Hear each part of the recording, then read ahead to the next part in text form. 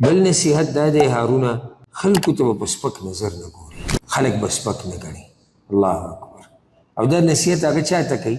یو باچا ته، یو خلیفه ته کوي چې د الله دا مخلوق به ګورې سپک نه ګڼي. نو چې اوس باچا چې د باچایي په کرسۍ ناست دی او د هغه دپاره مسله دا دی چې ته به مخلوق ته په سپک نظر نه ګورې، نو عام سړی به مخلوق ته څنګه په سپک نظر؟ قرآن کې په دې باندې ډېر زیات حدیثونه آیتونه دي او رسول صلی الله علیه وسلم بېشمار حدیثونه. زما په دې باندې یو مستقل بیان هم دی چې ته واورئ، تکبر او غرور او د هغې انجام او دغه شان عاجزي کول، دا ځان له موضوع ده. مؤمن به چرته هم تکبر نه کوي او د الله مخلوق ته په سپک نظر نه ګوري، چرته هو. ځکه چې چا چې تکبر کړی دی، رب العالمین د آخرت نه مخکې په دنیا کې شرمولی دی. او تکبر د څه شي؟ لکه د الله رب العزت یو نوم دی المتکبر، لویي کوونکی. دا نوم د الله سره او د صفت د الله سره ښایي، مزه کوي چې الله متکبر دی. خو زما او ستا په شان کمزور انسان په څه شي به تکبر کوو؟ زما او ستا انجام مرګ دی، بیماري ده، ستړي کېده دي، اوده کېده دي، خبر رانه هېرېږي، خفه کېږو، وږي کېږو، تږي کېږو، ما او تا په څه شي تکبر کوو؟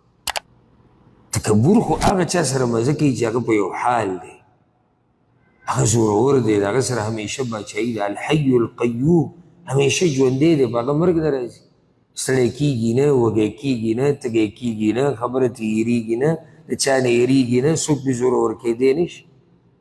ما ورته د څه شي تکبر کوم؟ نو موږ سره وخت ډېر نه شي، ځکه چې د هرې خبرې سړی پوره تفصیل او دلایل پې ذکر کوي، بیا خبره ډېره اوږدي. خو دلته یې ورته دا ووایي چې تکبر به نه کوې، خلک به سپک نه ګڼي. واخفض لهم جناحک، او خپلې وزرې به خلکو ته کته کړي. د وزرو کته کولو څه مطلب دی؟ عاجزي به کوې. که الله دله زور در کړی، که الله دله مال در کړی، که الله دله نسب او خاندان در کړی، که الله دله علم در کړی، که الله دله ښایست در کړی، که الله دله هر څه در کړي، د هغې د لاسه به ته د الله د بندګانو په مخ کې تکبر نه کوې، وزرې به کته ساتي، عاجزي به کوي. او رسول صلی الله علیه وسلم حدیث کې وایي چا چې هم د الله دپاره عاجزي کړې ده، الا رفعه الله، مګر الله رب العزت هغه انسان عزتمن کړی دی او هغه یې اوچت کړی دی. ښه، بیا د هغې نه بعد ورته هم دقه خبره کړې ده چې ایاک والکبر والزهو فإن الله عز وجل لا يحبهما. هارونه د تکبر او د فخر نه به ځان ساتي، د الله رب العزت دا دوه صفات نه دي خوښ. او ما ته داسې یو حدیث را رسېدلی دی د رسول صلی الله علیه وسلم، امام مالک و، او دا حدیث چې دی په بعضو کتابونو کې راغلی دی، یحشر المتکبرون یوم القیامه فی صور الذر تطأهم الناس بتکبرهم علی الله عز وجل. قیامت په ورځ به دا متکبرین نه دي، دا به الله رب العزت داسې راوباسي او داسې به د خلکو ته مخامخ کړي لکه ذره. ښه، الذر نه دلته مطلب دی میږې، لکه وړوکې، بلکل وړوکې میږې. دا متکبر دا په دنیا کې چې لویي کوله که نه، قیامت په ورځ به دی الله ته مخامخ کړی شي د میږي په شکل کې، او هغه خلک به پې قدمونه له پاسه ږدي په چا چې لویي کوله. اوس ستا مرضي ده چې ته د قیامت په ورځ څه غواړې. څومره چې انسان تکبر کوي، دومره الله رب العزت ذلیله کوي. دنیا کې هم ذلیله. ستاسو خیال دی متکبر سړي سره د چا طبیعت لګي؟